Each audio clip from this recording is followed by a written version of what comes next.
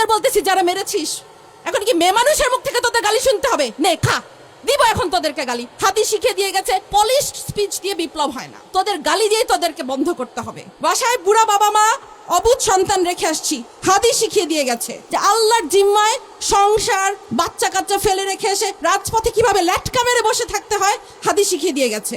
হাদি আমাদেরকে স্ট্র্যাটেজি শিখিয়ে দিয়ে গেছে, তোমরা কিভাবে রাজপথ দখল করবা, কিভাবে রাজপথ না ছাড়তে হয় হাদি আমাদেরকে শিখিয়ে দিয়ে গেছে। ৭১-এর ১৬ই ডিসেম্বর আমরা বিজয় দিবস পালন করি। আজকে মনে হচ্ছে আমাদের বিজয় আসে নাই। আমাদের বিজয় সেই দিন আসবে যেই দিন আরোরা আমাদের কাছে আত্মসমর্পণ করবে, যেদিন ইন্ডিয়া আত্মসমর্পণ করবে সেদিন আমাদের বিজয় আসবে। ততদিন পর্যন্ত আমাদের বিজয়ের জন্য আমরা লড়ে যেতে থাকবো, আমাদের জুলাই চলতে থাকবে। সরকারের কাছে আবেদন, গ্রামে গঞ্জে শহরে সবখানে ১৫ থেকে ৪৫ বিবেচনাক্রমে ৫০ পর্যন্ত মানুষদেরকে সামরিক ট্রেনিং দিতে থাকো, কারণ যেই ১০০ আততায়ী ঢুকেছে বর্ডার দিয়ে, এই ১০০ আততায়ীকে আমাদেরকে মোকাবেলা করতে হবে। সেই আততায়ীদেরকে মোকাবেলা করার জন্য যে শকুন থাবা উঁচিয়ে রেখেছে চারিদিক থেকে ইন্ডিয়া, সেই ইন্ডিয়াকে আমাদেরকে মোকাবেলা করার জন্য আমাদেরকে ঘরে ঘরে মা বোন ছেলে মেয়ে নির্বিশেষে ট্রেনিং দিতে হবে, কারণ আমাদেরকে এদেরকে মোকাবেলা করতে হবে। আমি ক্ষুদিরাম দেখি নাই, আমি আজাদ দেখি নাই, আমি হাদিকে দেখেছি। হাদি ছিল একটি বিপ্লবী নেতা কাকে বলে আমরা হাদিকে দেখে শিখেছি। নাওয়া খাওয়া সংসার বাচ্চা কাচ্চা ভুলে কিভাবে রাজপথ দখল করে থাকতে হয়, কিভাবে বলিষ্ঠ কণ্ঠস্বর, একটা আকুত ভয় কণ্ঠস্বর কিভাবে হয় হাদিকে দেখেছি। আমি বলতাম হাদি হচ্ছে এই যুগের সাকা চৌধুরী, কোনো ভাষা মানে না, ল্যাঙ্গুয়েজ মানে না, যেভাবে খুশি সে ভাষণ দিত।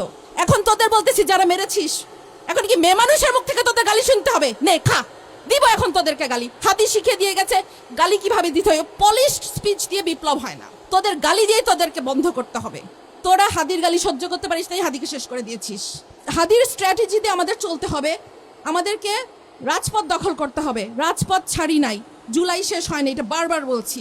সরকারের কাছে আরো আবেদন, আমাদের আরো কিছু অকুতোভয় সৈনিক আছে, হাসনাত আছে, সার্জিস আছে, আসিফ আছে, ব্যারিস্টার আরমান আছে, ব্যারিস্টার ফুয়াদ আছে, ব্যারিস্টার শাহরিয়ার আছে, এদের একজনের গায়ে যেন আঁচ না লাগে। আমি তোমাদেরকে বলবো, হাসনাত সার্জি তোমরা আমাদের ছোট ভাই, তোমরা মনে করবা যে ড্যাম কেয়ার, নো, বাংলাদেশের জন্য তোমাদের লাগবে, তোমরা ড্যাম কেয়ার হতে পারবা না।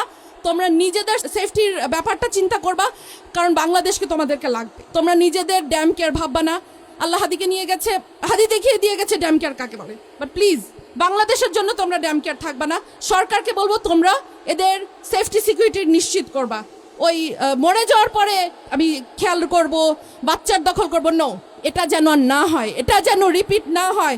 সাদিক কায়েমের কথা বিশেষ করে বলবো, কারণ শিবির তো তোমাদের চোখের শুল, বাট সাদিক খান যেটা করে যাচ্ছে তোমরা বাকি অনেকেই সেটা করতে পারছো না। আমি সেটাই বলবো, এই বিপ্লবীদের গায়ে যেন আঁচ না লাগে।